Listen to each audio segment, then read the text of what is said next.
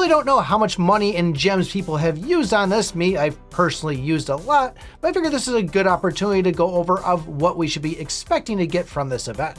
So clearly the big prizes are going to be Leonardo and Raphael on this, and for a majority of you, you're probably already going to have Raphael, so Leonardo would probably be the main thing you want to try to focus on. Still, I'd wait towards the end of the event to go and start exchanging this stuff. We still don't know if Raphael has a bug or if it's intended or the whole skill issue thing, so it could turn out to be quite good once we find out that information. If you are one where you're free to play and you're not able to actually have enough to get Leonardo, a lot of players out there are going and taking their Raphael shards, going down the bottom here, converting them to gems, using those gems to buy tickets, and then turning them into smoke bombs to get better chances of those heavy punching badges. The 1800 price at the top is going to be the better of the deals versus buying individual shards of Leonardo, so try to go for that one if you can. But with how many shards of Raphael they're throwing at us, it may not be a bad idea to come down here and pick up a couple of Raphael if you're, say, 5 or 6 of them short.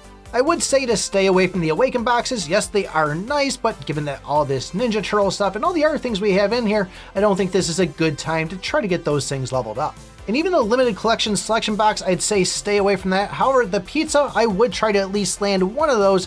It is good to have that lightning reduction, and I'm pretty certain with the other ones, once I finally got one of these, I eventually started seeing them show up from going and opening chest. That limited brand selection box, this is something I'm going to be going after, seeing how we have that skeleton spellblade in there. I'm going to at least try to get up to mythic. I think I have it at legendary +2 right now. And if I remember right, I think it took about 3 extra copies of these to get it up to that next mythic tier. So if I have enough, which I pretty much do, I'm going to be picking up some of these. The Sgrade weapon box and Sgrade gear box, we've talked about these in our videos, are now a higher priority given that we have all these jewel sockets. And if you don't have all the resources to unlock every single one in all 5 slots, I'd highly suggest grabbing one of these to at least make that possible. The Epic Legacy box is one that I've always been a fan of, so if you can, pick up one of those. In the Blessing Scrolls, I grab these sometimes I don't. Not really a fan of the skills of the Ninja Turtles. Yeah, I mean, they sound kind of cool, but once I saw them in there and saw what I had before, I kind of like the skills that I got. So I'm probably going to stay away from this unless I have the exact mount for it, but the Swap Talisman there, you know, I've bought a ton of these. Don't think I need any of them right now, but I might still pick it up if I'm looking to switch. And if you guys haven't found that perfect weapon for you yet, it's never a bad idea to get some of these, because by the time you go and switch, you need to switch the weapon, you need to switch the arcana for that weapon, and it could take a long time before these things pop up again. The Mythic Blessing and the Legendary box there, these things are pretty cheap, so keep those in mind too. I'm going to be getting them, obviously. I love gems in this game. I love trying to get these things upgraded and really just trying to get as many as I can. By the time the end of the season comes, I can start going and re-rolling the stats. Now for the normal exchange, first thing you want to really pay attention to is those heavy punching badges. We can get 100 worth of them out of here, so if you are a little short on that Leonardo, I would burn them up to go and get these, and actually buy all 10 of them if you can. The legendary keys, the wishing scrolls, the elite packs, those would be high priority on my list in order to go and get those.